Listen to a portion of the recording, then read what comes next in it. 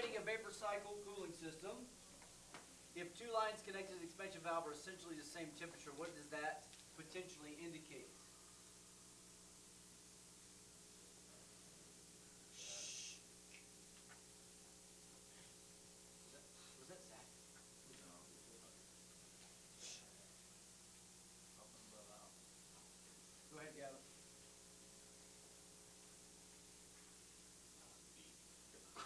B. But we can't use the word, see, I told you they use the word. Freon. Oh, shh. Refrigerant.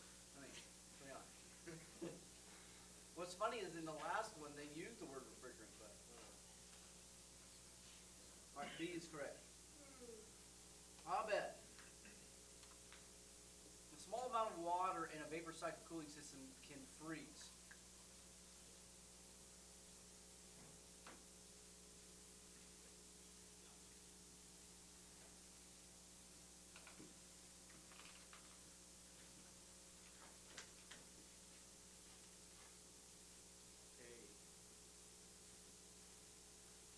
Okay, where is the receiver dryer located? Is it on the low temp or the high temp side? High, or high pressure side, but high temp side, yep. So it probably would not freeze there. Where might it freeze where it comes from a high to a low? Correct, C. At the thermal expansion valve where it's opening and closing, going from a high to a low. Yeah? Am I good there? Okay, Mr. Finney. In what position should the bottle be placed when adding liquid? I don't like this question. Don't like this question. I like this question. To a vapor cycle cooling system. Okay, vertical. So this is on like low end stuff. Okay. Most of the new bottles will tell you on their side or straight up and down because they're not using a straw. This one's, when you're doing that, is going to use a straw and it's just going to allow it to go in gently. Okay.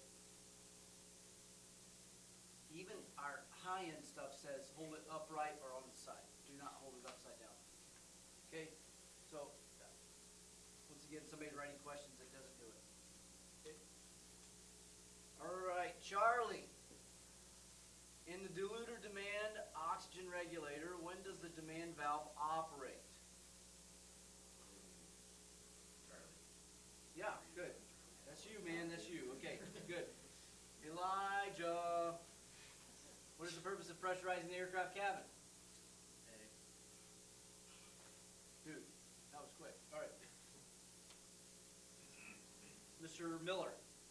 Oxygen systems and unpressurized aircraft are generally of the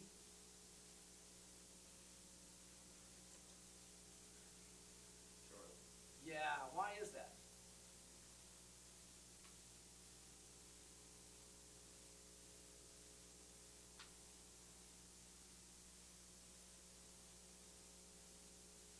Why would it not be B?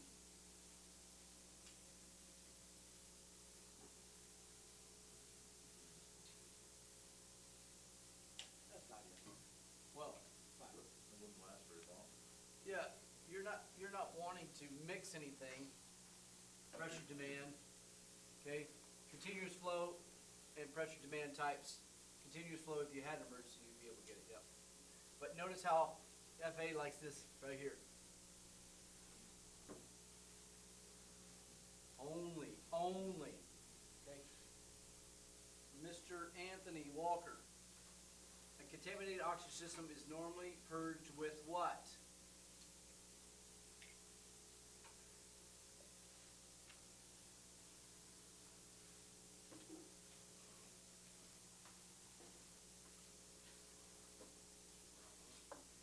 Yeah, man. Why would we not want to do nitrogen?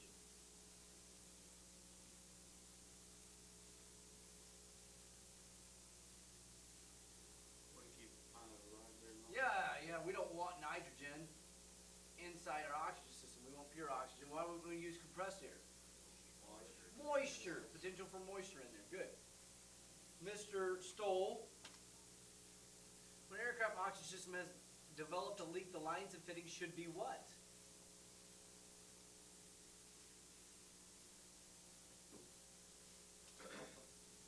Yeah, A, bubble tested with soap solution. Mr. Erdy, primary difference between aviation breathing oxygen and other types of commercially available compressed oxygen is? B. B, bravo. Oh, I'm out of questions. All right. Okay, maybe we want to give you a hand. All right, everybody good? Good deal. Potable water systems or potable water, depending on how you want to say it. Zach likes the word potable, we use the word potable, okay? All right, aircraft, water storage, hazards and cares related to water storage. Basic water system setup. Okay? How to correctly handle water. All right, simple aviation. Usually only a few gallons of pure drinking water is used in a sanitary stainless steel water storage. You guys that serviced the corporate aviation, did they bring their little jugs in? Yes. Typically the first jug was for coffee, right? And then they would bring, was it stainless steel most of the time? Their drinkable water. Yeah. So that your potable water would be underneath, okay? But if they had water inside, like if they had a small tank for like a sink or something like that, or was that service from outside also? Yeah, we only ever service like potable water trucks. Okay, Well, actually, we did like hot water for customers that call. okay. All right. So actual potable water that they may use to clean, that you use to wash your hands and so forth.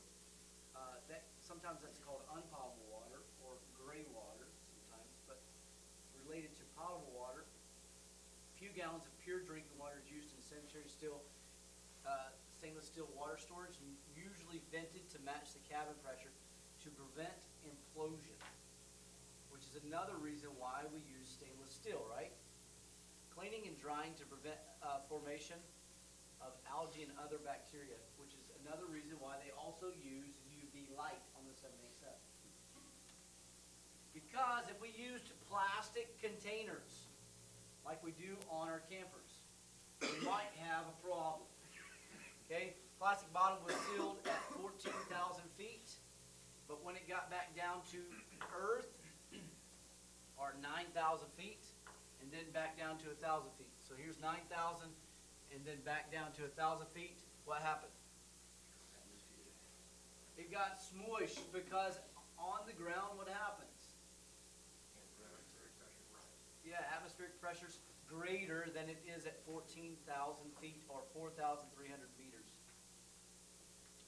All right. So potential problems that we have. We could do implosion or we could do explosion. Difference between implosion and explosion. Pressure's pushing in versus pressure pushing out. Okay?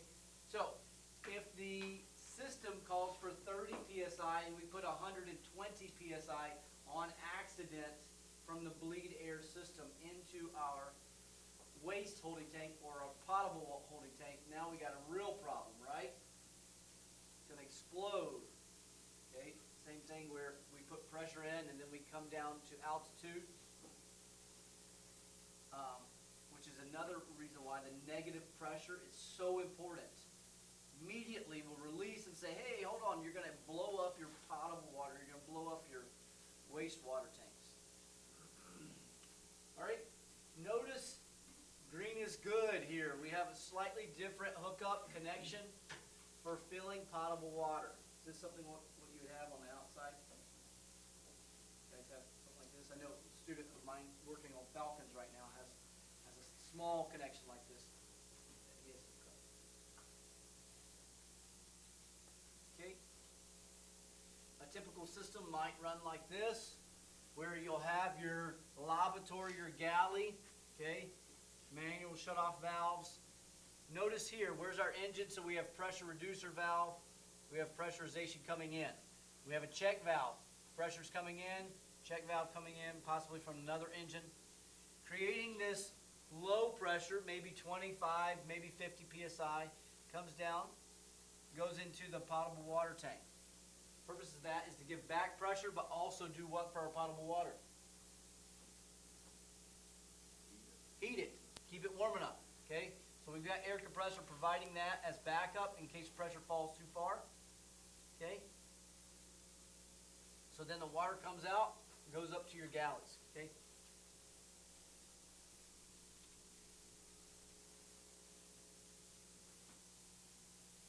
Pretty simple so far.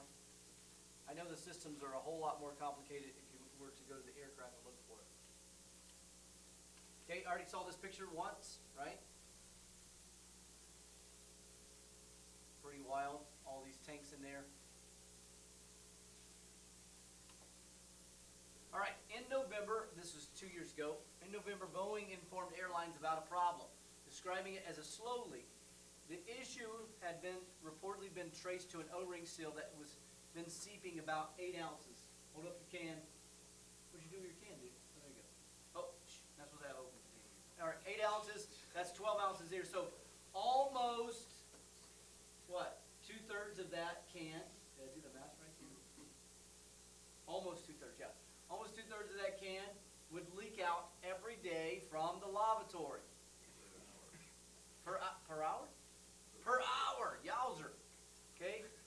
So what was happening was they were having this freezing condition in the baggage area and underneath the lavatory. So with the inspection of all Dreamliners, agency said the course of action would be short-term while Boeing works to redesign the faucet parts.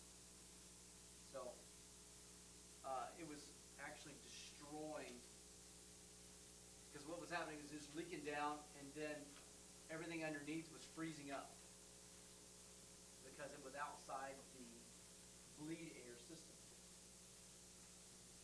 Okay, so pretty important.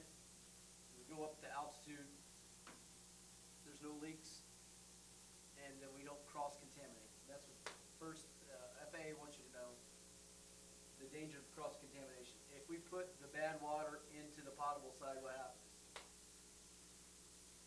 People get sick, okay? Please be sanitary, think through what you're doing. Typically, they're not side by side, potable water connection and the waste systems are a bit of distance apart for that very reason, okay? All right. But you start talking about commercial aviation. Now we've got oxygen systems, okay? We've got waste systems. You've got potable water systems, all those that we're having to